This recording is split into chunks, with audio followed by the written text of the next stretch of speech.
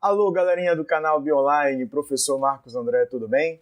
A partir de agora nós vamos ter uma sequência de aulas cujo objetivo é treinar. Já fizemos várias aulas de citologia, genética, ecologia, algumas de fisiologia e o objetivo agora é literalmente exercitar. Trabalhar as habilidades, trabalhar os principais temas cobrados no Enem a partir de exercícios do próprio Enem que serão comentados por mim ao longo dessas videoaulas. Acompanhe então a resolução das principais provas e dos principais itens cobrados no Enem e vamos trabalhar juntos nessa super revisão do canal Bionline.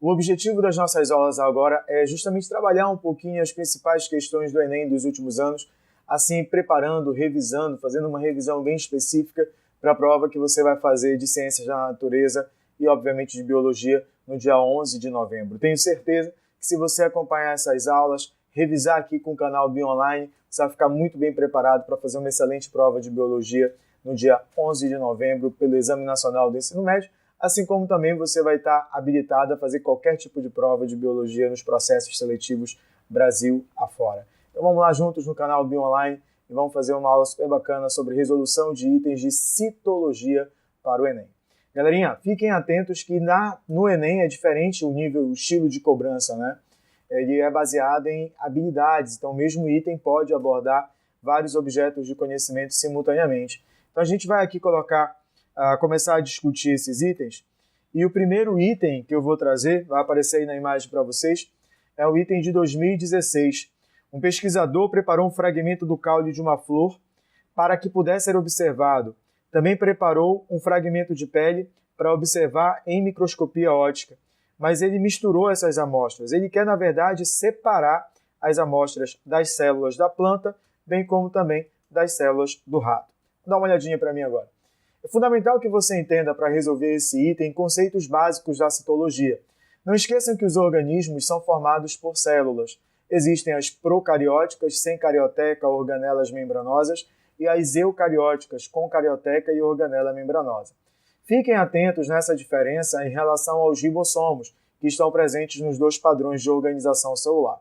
Galerinha, olha para a imagem, olha de novo para a questão. Vejam só. Qual é a situação que você precisa levar em consideração? Ele está trabalhando com um fragmento, correto, olha aí, bem marcadinho, do caule de uma flor. Beleza, então ele está trabalhando com uma célula vegetal. E ele está comparando, ele quer comparar com o fragmento da pele de um rato. Ok, então ele está trabalhando com célula animal. O que ele pede? Ele pede que você seja capaz de separar essas duas amostras. Ele quer que você seja capaz de literalmente diferenciar uma célula animal de uma célula vegetal. Então, para mim de novo, quando você trabalha com essa diferença entre animal e vegetal, é fundamental que você venha analisar quais são as estruturas presentes em uma e ausentes no outro tipo celular. Por exemplo, se eu trabalho com animal e vegetal, animal eu tenho um centríolo ausente nos vegetais superiores. Marcos, como é que na questão vai direcionar para vegetal inferior ou superior? Pelo fato de se trabalhar com uma flor. Se ele está trabalhando com uma flor, indica que ele está trabalhando com angiosperma. Como é considerado um vegetal superior, a gente analisa como sendo destituída dessa estrutura denominada centríolo. Tudo bem? Agora, a gente poderia também falar dos lisossomos, que estão presentes nos animais e ausentes nos vegetais. Segundo a maioria dos autores, o papel do lisossomo, que é a digestão intracelular, é realizado nas células das plantas pelo vacúolo central. Já que ele tem função de armazenar substâncias, ele poderia também armazenar algum tipo de enzima que tenha uma função hidrolítica de degradar substâncias, de digerir substâncias no citoplasma. Tudo bem? Se eu faço a análise inversa, o que tem no vegetal e o que não tem no animal, a gente pode chamar a atenção, por exemplo, da parede celular. A parede celular do vegetal, feita de celulose, é uma estrutura esquelética responsável por manter a forma da célula. Ela é permeável, não confunda semipermeável com permeável. A parede celular é uma estrutura permeável. E uma outra estrutura que é exclusiva das plantas quando comparada com os animais é o cloroplasto, que é responsável por fazer atividade fotossintética. Muitos alunos confundem mitocôndria, achando que o cloroplasto está na planta e a mitocôndria apenas no animal. Não, a mitocôndria é uma estrutura responsável por fazer a respiração celular e, portanto, estaria presente em praticamente todos os organismos eucariotos. Por que eu não disse obrigatoriamente em todos? Porque alguns autores citam organismos eucariotos que são anaeróbicos e eles apresentariam uma modificação da mitocôndria e ela passaria a ser chamada de hidrogenossomo, também com a função de produção de ATP e gerar energia, portanto, para as atividades vitais. Agora vamos lá para a questão de novo? Vamos lá? Galerinha, olha só. Quais são as estruturas que permitiriam separar essas amostras? Ribossomo e mitocôndria ausente nas animais está errado porque ribossomo tem em todas, assim como as mitocôndrias também estão presentes nas células animais. Centríolo e lisossomo, que são numerosas nas plantas, ainda há pouco eu falei que ambas estariam ausentes nas células vegetais, especialmente por se tratar de uma angiosperma. O núcleo, o envoltório nuclear e o nucleolo está presente em qualquer tipo de organismo eucarionte. Lisossomo e peroxissomo exclusiva de células vegetais? Não, porque lisossomo é de animal e peroxissomo tem ambas. Então nos resta uma única alternativa. Veja só, a parede celular, feita de celulose, que é presente apenas no vegetal, e o cloroplasto, também presente apenas na célula vegetal, responsável por realizar o processo de fotossíntese. Então, a gente tem aí o gabarito como sendo letra E, adequado com o que nós acabamos de comentar sobre a diferença entre esses dois tipos de células. Tudo bem? Vamos para a próxima questão agora, pessoal? Vamos lá? Vamos juntos? A segunda questão já apresenta uma outra situação importante para vocês que já vai abordar a membrana plasmática. Dá uma observada aí, pessoal. Acompanha aí a questão, olha lá. Visando explicar uma das propriedades da membrana plasmática, fusionou-se uma célula de camundongo com uma célula humana, formando uma célula híbrida, misturada. Em seguida, com o intuito de marcar as proteínas de membrana, informação importante, que é marcar as proteínas de membrana, 2 anticorpos foram inseridos no experimento. Um específico para as proteínas de camundongo, só vai marcar a proteína do camundongo, e as outras proteínas da célula humana. Perceba que os anticorpos são aquelas proteínas de defesa que são utilizadas para marcar de forma específica determinados antígenos. Então, dá uma olhada para mim. Ele pegou a membrana plasmática, pegou, na verdade, 2 células, fundiu e utilizou esses anticorpos específicos para marcar as proteínas do camundongo e as proteínas humanas, correto? Esse é o objetivo do experimento. Então, ele está marcando de forma específica. Você é capaz de observar esses anticorpos e assim identificar a localização das suas respectivas proteínas. Firmou? Então vamos lá para a questão de novo, analisa. Os anticorpos foram visualizados ao microscópio por meio de fluorescência de cores e ele quer a mudança observada na etapa 3 para 4 do experimento ocorre porque as proteínas. Então vamos lá identificar as etapas, Vamos identificar as etapas. Olha só, vou colocar aqui uma canetinha. Então veja, a etapa 1, que está sendo aqui mostrada, ele tem aqui, olha, a proteína de membrana, correto?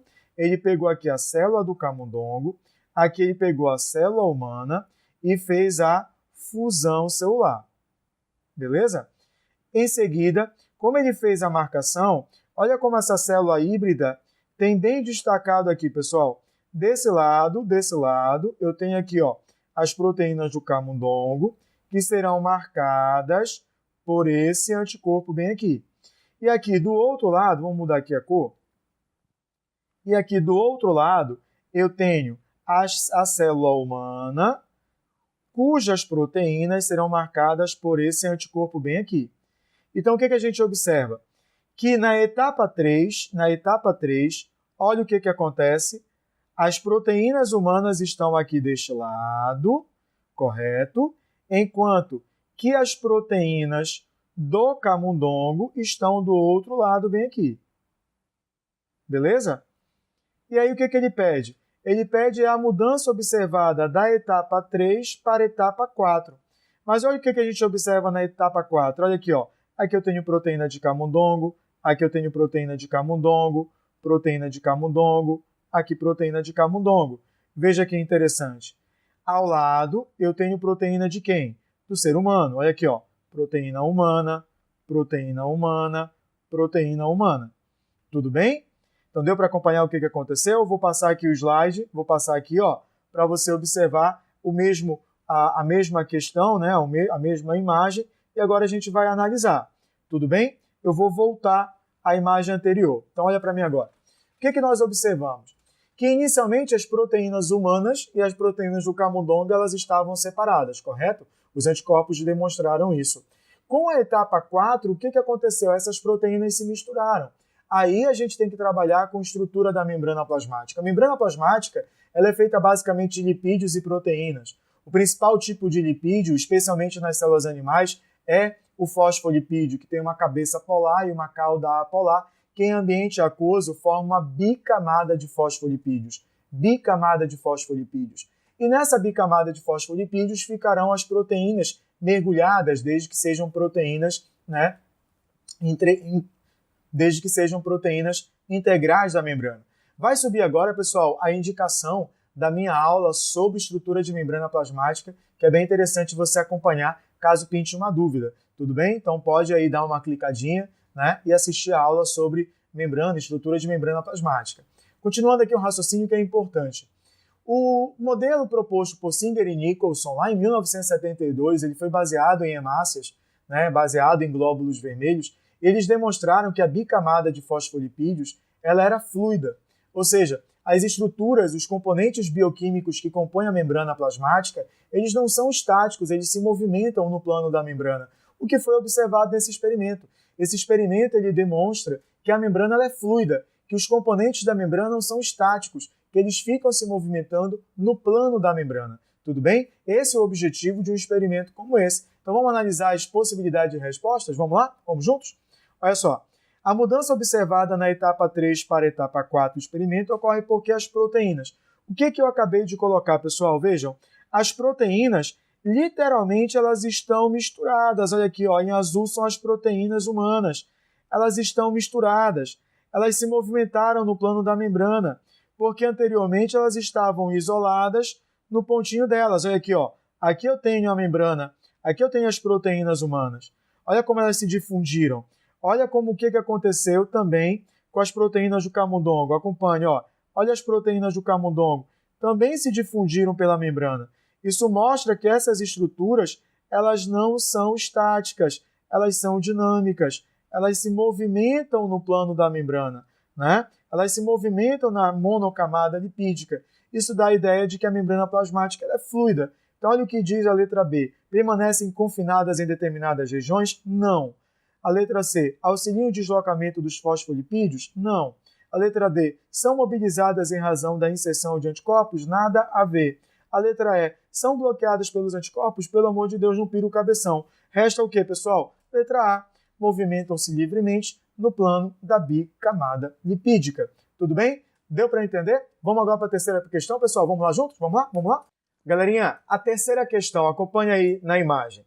Uma das estratégias para a conservação de alimento é o salgamento, adição de cloreto de sódio, NaCl, historicamente utilizado por tropeiros, vaqueiros e sertanejos para conservar carnes de boi, porco e peixe. O que ocorre com as células presentes nos alimentos preservados com essa técnica? Então vamos lá, pessoal, dá uma olhadinha para mim. O que a questão está abordando? Membrana plasmática, mas num contexto completamente diferente. Nesse caso, ele está trabalhando transporte através da membrana. Então dá uma olhada aí nas informações do texto da situação-problema que são fundamentais. Conservar. Conservar o alimento, pessoal, significa dizer que a estratégia aqui é evitar a proliferação de organismos que vão levar esse alimento ao estado de putrefação. O que ele diz? Ele diz que é o salgamento. Então, você salgar a carne é uma forma de conservá-la, de preservá-la. Tudo bem? E o que ele diz? Diz que essa forma, essa estratégia envolve a adição de cloreto de sódio. O sal de cozinha, pessoal, você adicionar sal, portanto, permite com que o alimento venha a ficar conservado, preservado. Ele pergunta, o que ocorre com as células presentes nos alimentos com essa técnica de adição de sal? Beleza, então vamos lá, olha aqui para mim. Quando você trabalha transporte através da membrana, é essencial que você entenda que a membrana é semipermeável, então ela vai determinar a movimentação de substâncias. Ela determina o que entra e o que sai, como entra, como sai. Então, a movimentação de substâncias por meio da membrana plasmática, a gente chama de transporte através da membrana, e ela pode ser um transporte passivo ou ativo. O passivo sempre acontecerá quando houver diferença de concentração. Sempre acontecerá se houver diferença de concentração. O ativo já tem como objetivo manter a diferença de concentração entre o ambiente citoplasmático e o ambiente extracelular. Aí você só precisa tomar cuidado com um detalhezinho que é importante. O passivo pode ser difusão, desde que seja soluto, podendo ser uma difusão simples ou facilitada, ou pode ser osmose, caso o transporte seja de solvente. Quando eu adiciono sal na carne, fora da carne, na parte externa dela, fica hipertônico, fica mais concentrado. Então esse ambiente hipertônico ele vai puxar água, ele vai absorver água. Então aí a questão envolve osmose, movimentação de água para o meio mais concentrado. Isso mesmo, pessoal. A osmose, cuidado que tem também a aula de transporte através da membrana. É bom dar uma ligadinha lá, dar uma clicada aí nesse cartãozinho que indica a aula de transporte através da membrana. A osmose é a movimentação de água do meio menos concentrado para o meio mais concentrado. Então, se fora da célula está bem salgado, está bem concentrado, a água movimenta-se para esse ambiente. Então, o que acontece com as células dos alimentos quando são submetidas a essa técnica? Elas hidratam ou desidratam? Diga aí para mim. Desidrata, isso, perfeito, perde água. A água vai se movimentar para um ambiente extracelular. Vamos observar quais são as alternativas disponíveis para a gente? Olha o que ele tem. O sal adicionado diminui a concentração de soluto em seu interior? Não. O sal adicionado desorganiza e destrói suas membranas plasmáticas? Claro que não. A adição de sal altera as propriedades das membranas celulares? Também não. Os íons sódio e cloreto provenientes da dissolução de sal entram livremente nelas? Não, porque como eles têm resultante elétrica, eles precisarão de uma proteína, então eles movimentarão por transporte passivo, por difusão facilitada. A grande concentração de sal no meio extracelular, fora da célula, provoca a saída de água de dentro delas. E esse é o gabarito. Lembra que eu comentei com vocês? Que quando eu tenho um ambiente mais concentrado, ele puxa água, ele absorve água. Então, as células tratadas com esse método, elas vão desidratar, elas vão perder água para um ambiente mais concentrado, que nesse caso é um ambiente extracelular. Deu para compreender, pessoal, a ideia aí do transporte através da membrana? Vamos para a próxima questão, então? Vamos lá? Galerinha, dando continuidade à nossa revisão, olha a próxima questão aí, pessoal. Bem recente, hein? Uma das funções dos neutrófilos, um tipo de glóbulo branco, é fagocitar bactérias invasoras em nosso organismo. Então vejam só, nós temos uma aula de tecido sanguíneo que fala do papel do neutrófilo, é um glóbulo branco, é um leucócito, cuja função é fagocitar. Então ele vai participar dos mecanismos de defesa, englobando partículas. Nesse caso, englobando o que, pessoal? Bactérias. Em uma situação experimental, um cientista colocou em um meio neutrófilos e bactérias gram-positivas, que apresentavam a parede celular fluorescente. Então, olha só, apresentava a parede celular fluorescente. Beleza? Isso aqui é importante para a gente. Vamos lá analisar. Em seguida, o cientista observou os neutrófilos ao microscópio de fluorescência, justamente para capturar essas partículas fluorescentes, e verificou a presença de fluorescência em seu interior. Em qual organela do neutrófilo, foi recebida essa fluorescência? Então, olha para mim, pessoal, fácil demais. Para o aluno bioonline é muito fácil. Acompanhe o raciocínio, filhos. Quando a gente analisa o neutrófilo, o que ele vai fazer? Vai fagocitar, correto? Então, ele vai englobar essas partículas, no caso, as bactérias. Quando ele engloba essa bactéria, por fagocitose, vai ser formada uma vesícula inicial denominada fagossoma. Tudo bem? Fagossoma. Só que esse fagossoma vai ser digerido. Então, o lisossomo, que é uma organela responsável pelo processo da digestão intracelular, vai se fundir ao fagossomo. E desta fusão do lisossomo com o fagossomo vai formar o vacúolo digestivo. Então, a bactéria ela vai ser digerida dentro desse vacúolo digestivo, para que os resíduos sejam eliminados por plasmocitose ou defecação celular. Então, isso envolve os mecanismos que participam, os lisossomos, que são organelas que têm enzimas hidrolíticas e que farão a digestão em um ambiente extremamente ácido e, nesse caso, digerindo partículas fagocitadas por uma célula especializada em fazer o mecanismo de defesa, em participar do mecanismo de defesa via fagocitose. Então, o que ele quer? Ele quer qual organela a fluorescência vai ser observada. Então, vamos analisar as possibilidades de respostas. Mitocôndria não tem nada a ver porque ela participa do processo de respiração celular. Peroxissomo não tem nada a ver porque ele vai fazer a oxidação de substâncias e participa do processo de desintoxicação. Complexo de Golgi, nada a ver porque armazena, modifica e secreta. Retículo endoplasmático liso, não, desintoxica e participa da síntese de lipídios. Então, qual organela nós vamos observar essa fluorescência? No vacúolo digestivo. Lembra que o vacúolo digestivo, para mim agora, ele é formado a partir da fusão do lisossomo com o fagossomo. Então, como as bactérias foram fagocitadas, elas ficarão localizadas, né, dentro dessa vesícula, e aí há o processo de digestão dentro do vacúolo digestivo, e lá nós vamos observar essas partículas fluorescentes que estavam presentes lá na bactéria. Vamos à próxima questão. Então, galerinha, continuando a nossa revisão aí de citologia para o Enem, próximo item, acompanha. Os sapos passam por uma metamorfose completa. Os girinos apresentam cauda e brânquias externas, mas não têm pernas. Com o crescimento e desenvolvimento do girino, as brânquias desaparecem, as pernas surgem e a cauda encolhe. Posteriormente, a cauda desaparece por apoptose ou morte celular programada. Apoptose ou morte celular programada. Tudo bem, pessoal? Reguladas por genes, daí o porquê é chamado de apoptose, porque é uma programação genética, resultando no sapo adulto. Então ele está trabalhando com a metamorfose do sapo, desencadeado por um processo que envolve uma organela.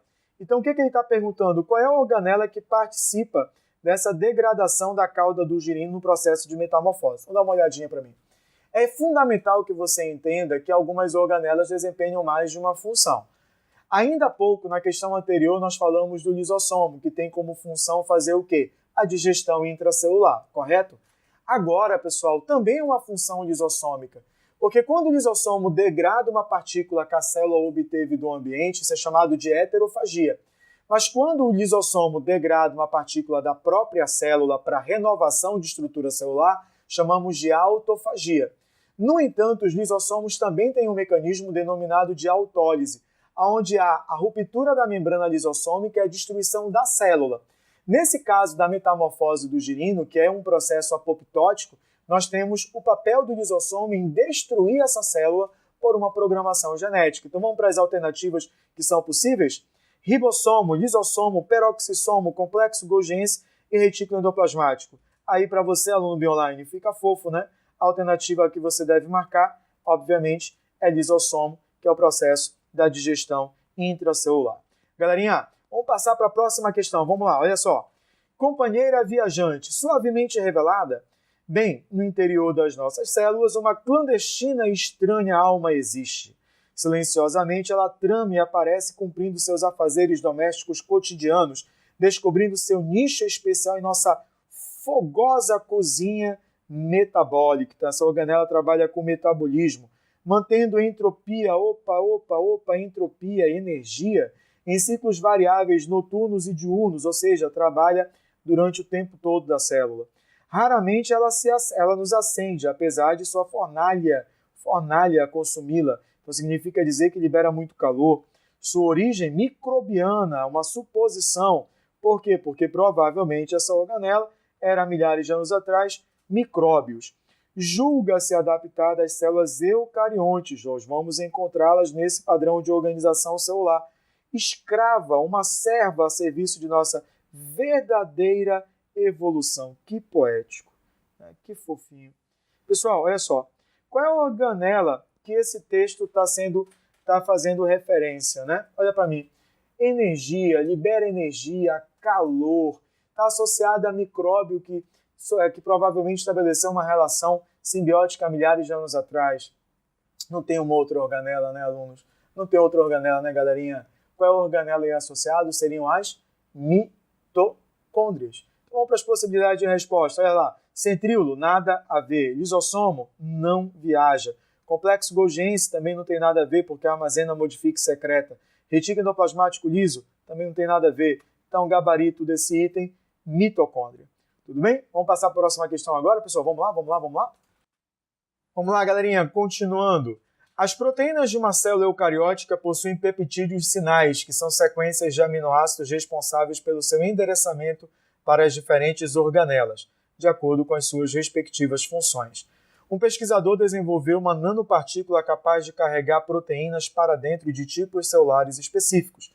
Agora ele quer saber se uma nanopartícula carregada por uma proteína bloqueadora do famoso ciclo de Krebs. Oh, coisa fofa. Ciclo de Krebs. É capaz de exercer sua atividade em uma célula cancerosa, podendo cortar o aporte energético e destruir essas células. Lembra que uma célula cancerosa tem a particularidade de produzir muita energia, né?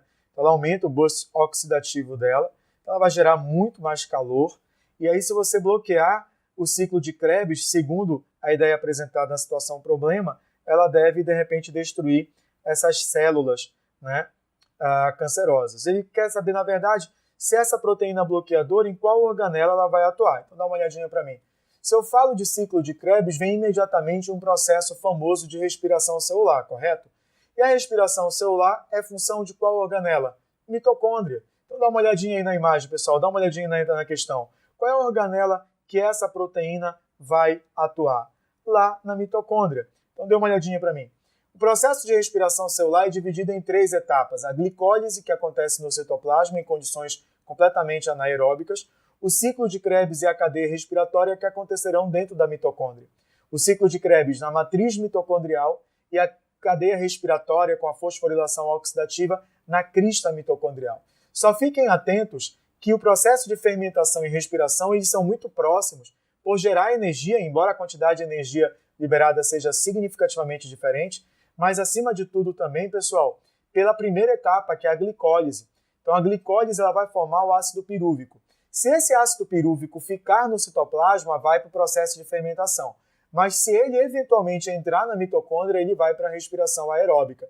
Tudo bem? Então essa partícula, essa nanopartícula bloqueadora do ciclo de Krebs, vai bloquear a respiração celular, impedindo uma célula tumoral de se multiplicar, né, de sobreviver, pelo fato de não ter mais o aporte energético, já que essa é uma célula que depende de uma grande quantidade de energia na forma de ATP. Beleza? Vamos para a próxima questão? Acompanhe aí na imagem agora, pessoal. Olha só. Muitos estudos de síntese e endereçamento de proteínas utilizam aminoácidos marcados para acompanhar as proteínas, desde fases iniciais de sua produção até seu destino final. Esses ensaios foram muito empregados para estudo e caracterização de células secretórias. Opa, beleza! Marcos, isso é importante? Não, é fundamental. Você só resolve essa questão por conta disso aqui. Tá? Você tem que saber qual é a importância dessa ideia da célula secretora. Após esses ensaios de radioatividade, qual gráfico representa a evolução temporal da produção de proteína e sua localização em uma célula secretora? Então eu tenho 3 gráficos, tudo bem? Olha para mim, pessoal. Se eu falo de uma célula secretora que vai secretar, eliminar para o ambiente extracelular uma proteína, eu preciso saber onde essa proteína é produzida. Resposta, retículo endoplasmático rugoso. Depois, para onde ela é endereçada? Para o complexo golgiense, aonde ela vai ser modificada. E em seguida, ela vai ser transportada por vesículas de secreção para um ambiente extracelular, ou de repente para a membrana plasmática, enfim, aonde essa proteína vai atuar. Como ele está trabalhando com uma proteína secretora, a gente admite a ideia de ela ser eliminada para um ambiente externo. Analisa aí a questão novamente. A gente precisa verificar qual é o gráfico. Acompanhe o raciocínio. Eu tenho que analisar o quê? Primeiro ponto importante, colocar aqui uma canetinha. Olha, eu tenho retículo endoplasmático, complexo golgiense e vesícula de secreção. Tudo bem? Aqui, ó, produz. Aqui, armazena, modifica. E aqui eu vou ter a linha de secreção. Então, eu tenho aqui primeiro, segundo, terceiro. Tá bem fofinho esses 3 números, né? Agora, acompanhe o raciocínio. A proteína primeiro vai ser produzida no retículo endoplasmático rugoso. Então, a radioatividade, no primeiro momento, que envolve 5 minutos, tem que ser maior no retículo endoplasmático rugoso, identificado pelo retângulo sem nenhum tipo de preenchimento. Então aqui não é, ó, aqui está baixo, aqui está baixíssimo e aqui está elevado. Beleza, então esse aqui não pode, esse aqui não pode, esse aqui está bacana. Pô, já fechei o gabarito? Já. Então gabarito é a letra C. Fechamos. Mas vamos aqui analisar a fundo a questão.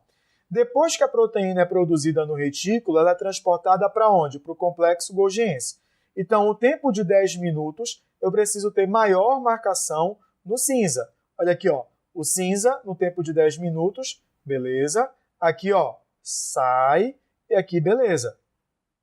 Vamos agora para o terceiro. Vesícula de secreção. É onde vai ter a maior marcação de radioatividade. Com 15 minutos, aqui eu não tenho. Essa aqui já está descartada. E aqui eu corroboro, ratifico o que nós estamos discutindo. Então, gabarito é letra C de casa. Então, olha para mim agora.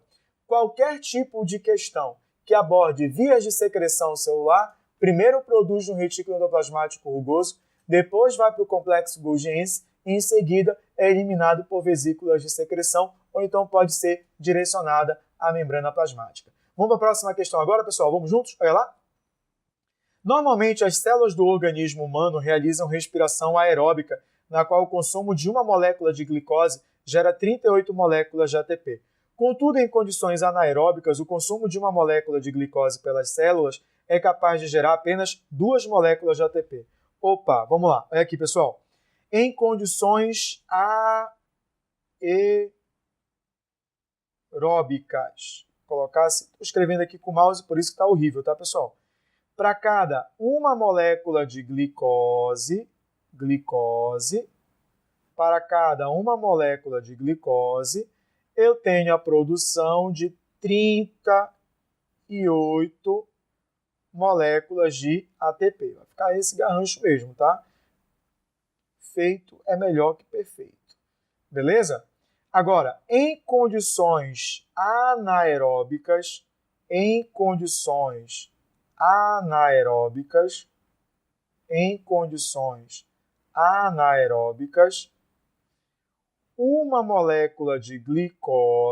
uma molécula de glicose gera 2 ATPs. Beleza? Minha letra não é assim, tá, pessoal? Então vamos aqui analisar. Olha a pergunta. Quantas moléculas de glicose seriam necessárias? Quantas moléculas de glicose seriam necessárias para a produção de 38 ATPs,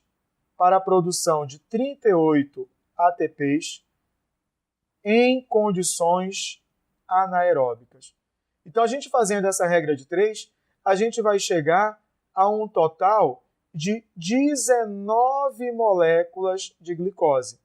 Ou seja, turma, para que em condições anaeróbicas haja a produção das 38 moléculas de ATP, há necessidade de consumir 19 moléculas de glicose. Em condições aeróbicas, apenas uma, beleza? Então vamos lá, analisa aí. Qual curva representa o perfil de consumo de glicose para a manutenção do equilíbrio, para a manutenção da homeostase de uma célula que inicialmente está em condição anaeróbica e é submetida ao aumento gradual da concentração de oxigênio? Ou seja, filhos, sai do anaeróbico, para o aeróbico. Para manter a homeostase, significa dizer que tem que produzir quantos ATPs? 38. Ou seja, em condições anaeróbicas, para produzir 38 ATPs, a molécula está consumindo 19 moléculas de glicose. Quando em condições aeróbicas, ela consome uma molécula de glicose. Então dá uma olhada para mim agora. Se em condições anaeróbicas ela consome 19 para produzir 38 e nas aeróbicas uma para produzir os mesmos 38, se a célula sai do anaeróbico para o aeróbico, o que acontece com o consumo de glicose? Diminui. Então vamos lá para a questão. Qual das 5 curvas representa uma diminuição? Olha aqui, pessoal, a curva 1. Olha a curva 1 aqui, ó. Opa, desculpa.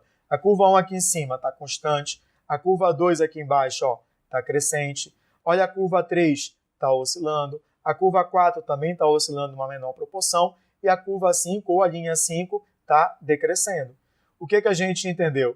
Que com o passar do tempo, se eu saio de uma condição anaeróbica para uma condição aeróbica, o consumo de glicose vai diminuir. Então a letra correta dessa questão é a letra E, a curva de número 5. Tudo bem? Bem fácil, né? Vamos para a próxima questão? Próxima questão, acompanhe aí, por favor. O paclitaxel é um triterpeno polihidroxilado que foi originalmente isolado da casca da Taxus brevifolia, árvore de crescimento lento e risco de extinção, mas agora é obtido por rota química semissintética. Esse fármaco é utilizado como agente quimioterápico no tratamento de tumores de ovário. Beleza, pessoal? Vamos lá, pegar aqui a nossa canetinha, né? É utilizado, colocar aqui o marca-texto, vamos lá. É utilizado como agente quimioterápico, saiu vermelhinho, vai ficar assim, tá? No tratamento de tumores de ovário, mama e pulmão. Seu mecanismo de ação envolve a sua ligação à tubulina. Pô, Marcos, tubulina. Fácil, calma. Interferindo na função dos seus microtúbulos. Mais fácil ainda. De acordo com a ação antitumoral descrita, qual função celular é diretamente afetada? Então, veja, colocar aqui a canetinha, pessoal. Olha lá, colocar aqui a canetinha. O que ele diz? A ação antitumoral envolve a ligação da tubulina, correto? E, consequentemente, interfere nos microtúbulos. Para mim agora. Filhos, o que é um tumor? É uma célula somática que perdeu a capacidade de controlar a sua divisão celular. Que divisão celular envolve a formação tumoral? Mitose. Então, a partir do momento que eu tenho prófase, metáfase, anáfase e telófase, na metáfase os cromossomos estão altamente condensados no meio da célula, correto? Então, a partir do momento que eu tenho essa formação, essa constituição dos cromossomos na placa equatorial, eles estão ligados à tubulina, aos microtúbulos. E aí, dessa maneira, pessoal, o que a gente pode afirmar? Quando há despolimerização dessa tubulina, desses microtúbulos, esses cromossomos não migram para polos opostos. Então, a ação dessa droga é inibir a anáfase, bloqueando o padrão, bloqueando a divisão celular em metáfase. E qual é a consequência? Esse medicamento impede a proliferação celular, impede a divisão celular. E assim, esse é o mecanismo antitumoral. Vamos analisar as alternativas de respostas? De acordo com a ação antitumoral descrita, que função celular é diretamente afetada pelo medicamento? O processo de divisão celular. Tudo bem? Galerinha, se liga no canal BioOnline. A partir de agora, todas as nossas aulas postadas serão de resolução de itens do Enem. Na nossa próxima aula, nós vamos abordar um pouquinho de ácidos nucleicos e genética. Fique ligado no canal BioOnline, ative o sininho, inscreva-se no canal e divulgue o canal, pessoal. Quanto mais pessoas interagindo, quanto mais pessoas estando engajadas aí no canal, isso nos ajuda a produzir muito mais conteúdo. E se liga, hein? Se liga. A partir de 2019 vai surgir aí o bioonline.com.br. Fiquem atentos no canal BioOnline, pessoal. Um grande beijo, fiquem com Deus. Tchau, tchau.